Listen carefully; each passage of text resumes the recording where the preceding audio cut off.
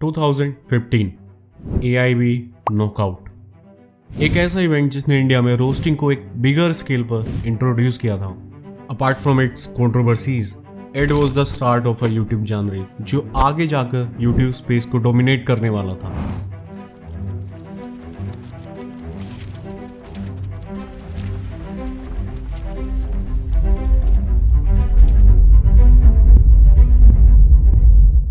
दो 2016 बीबी की वाइन्स लोगों के बीच में काफी पॉपुलर हो रहा था। In true sense he was the first YouTube sensation among the large audience. और 21 जून 2016 को एक लड़का यूट्यूब पर वीडियो अपलोड करता है जो बीबी की वाइन्स के ऊपर एक रोस्ट था।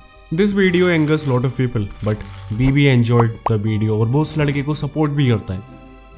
That boy was none other than Carry Minati. His rise to success also made roasting popular in India. वो टाइम जब इंडिया में इंटरनेट इतना कॉमन नहीं था, तब लोग उसकी वीडियोस डाउनलोड करके एक दूसरे के साथ ऑफलाइन शेयर किया करते थे।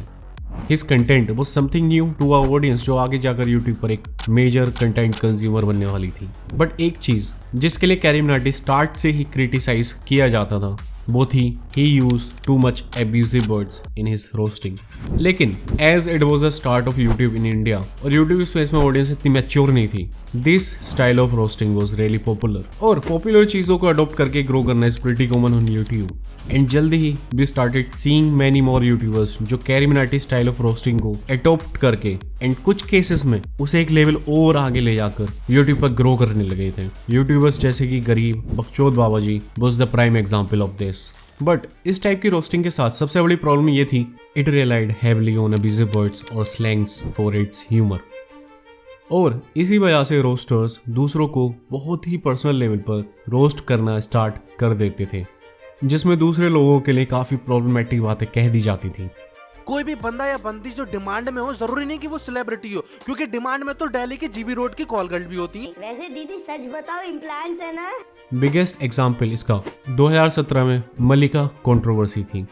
The way in which roasters handled that situation was really mature. और मलिका कंट्रोवर्सी ने रोस्टिंग के एक इम्पोर्टेंट एस्पेक्ट को एक्सपोज किया था और वो था रोस्टिंग और बुलिंग का फर्क। See what many roasters did was वो ऑनलाइन बुलिंग को एज अ रोस्ट बताकर लोगों पर पर्सनल अटैक्स कर रहे थे, which led to many people that they targeted to leave the platform because of this bullying. Just ki, like they were calling me like trans and stuff. It was weird. मतलब okay, being trans ऐसे कोई गलत बात नहीं है, but when you are addressing somebody ऐसे करके कि for somebody they're not, ऐसे छक्का बोलना ये ऑफेंसिव होता है भाई। And it wasn't even like humour, they were like blaming me और some shit. So that's when I stopped. But with the time YouTube was evolving. YouTube की नई टर्म्स एंड गाइडलाइंस और भी स्ट्रिक्ट हो गई थी, जिसकी वजह से this type of roasting was becoming more risky for creators. अब उन्हें या तो चैनल डिमोनेटाइज होने का खतरा था या फिर डायरेक्टली चैनल बैन होने का। And this forced many YouTubers to evolve. लेकिन जैसे जैसे यूट्यूब इवॉल्व कर रहा था वैसे ही नए यूट्यूबर्स रोस्टिंग कम्युनिटी में ऐड हो रहे थे।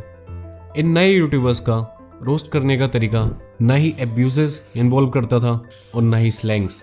They used to depend on light-hearted humor या फिर easily digestible form of roasting जिसे तुम अपनी फैमिली के बीच में बैठकर भी देख सकते थे। और इस सब में the biggest YouTuber that was the main focus of this type of roasting was Trigger Insan। He captured a market जो बाकी सब YouTubers ने खाली छोड़ रखा था, और वो था family friendly content। और तुम्हें इसलिए पॉइंट का राइज ही ये समझाने के लिए काफी है कि how important this family friendly roasting was. तब लोगों को रियलाइज होना स्टार्ट हो गया कि रोस्टिंग बिना गाली और किसी का पर्सनल लेवल पर मजाक उड़ाए बिना भी की जा सकती है। This style of roasting had many advantages, लेकिन इसकी डाउनसाइड्स भी थी। And the biggest of them was lack of a character and witty humour. जैसे जैसे इंडियन ऑडियंस इवॉल्व कर रही थी एज अ कंटेंट कंज्यूमर, वैसे वैसे ही उनकी कंटेंट प्रेफरेंस मैच्योर बनती जा रही थी। अब ऑडियंस को ये safe and family friendly type roasting boring या अनओरिजिनल लगने लगी थी। दिस ऑडियंस वांटेड जोक्स जिसमें लेयर्स हो, या ऐसे जोक्स या रोस्टिंग जिसमें सरकाज़म के साथ साथ एक बिटीनेस भी हो। And then comes the Saiman says, certified bhindi and सांप. Who doesn't know him? Hello everybody, welcome the most hated YouTuber during PewDiePie versus T-Series controversy. The craving जो ऑडियंस के अंदर थी for a different type of roasting was filled by Simon. And Simon के बाद भी got to see new creators in roasting scene like Tank Rishu, Thagesh. What these new roasters offered was a form of roasting जो लोगों की hypocrisy या bad practices को criticise करती थी with a constructive criticism and अ बिटी humour. The whole content चौकीदार series of tank Rishu is a great example of this form of roasting. This created a clear contrast between different types of roasting YouTubers. और इसका सबसे बड़ा example was TikTok versus YouTube controversy. ये start कैसे हुई या कौन सही या कौन गलत, this is a topic for another video. But एक चीज जो मैं पॉइंट आउट करना चाहूंगा कि ये पूरी कंट्रोवर्सी बहुत ही टॉक्सिक थी जिसमें लोग दूसरों को ऑनलाइन बुली, हैरेस या डेथ थ्रेट्स दे रहे थे जस्ट बिकॉज वो लोग टिकटॉक बनाते हैं. And Saiman says called out Carry Minati for making this whole toxic controversy burst through his TikTok versus YouTube roast video. And even though उस टाइम साइमन को उसके वीडियो के लिए काफी हेट मिला था, बट कुछ टाइम बाद इवन कैरी मिनाटी के फैंस भी साइमन की इस वीडियो से एग्री कर रहे थे. इस यूट्यूब वर्सेस टिकटॉक कंट्रोवर्सी ने डिफरेंट टाइप ऑफ रोस्टर्स के बीच का डिफरेंस क्लियर कर दिया था. एक तरफ वो रोस्टर्स थे जो दूसरों को उनकी क्लास, उनकी बॉडी, उनका जेंडर एंड और भी पर्सनल एक्सपेक्ट्स को इन्वॉल्व करके रोस्ट कर रहे थे जिसकी वजह से उनकी ऑडियंस और भी टॉक्सिक बन रही थी एंड वो इस टॉक्सिसिटी को एड्रेस भी नहीं कर रहे थे.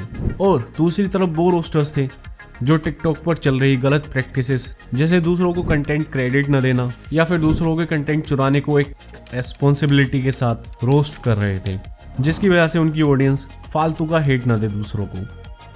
बट कहीं ना कहीं इस कंट्रोवर्सी की टॉक्सिसिटी ने लोगों को और भी मैच्योर कंटेंट की तरफ पुश किया एंड दूसरे यूट्यूबर्स को भी इवॉल्व करने के लिए मजबूर किया.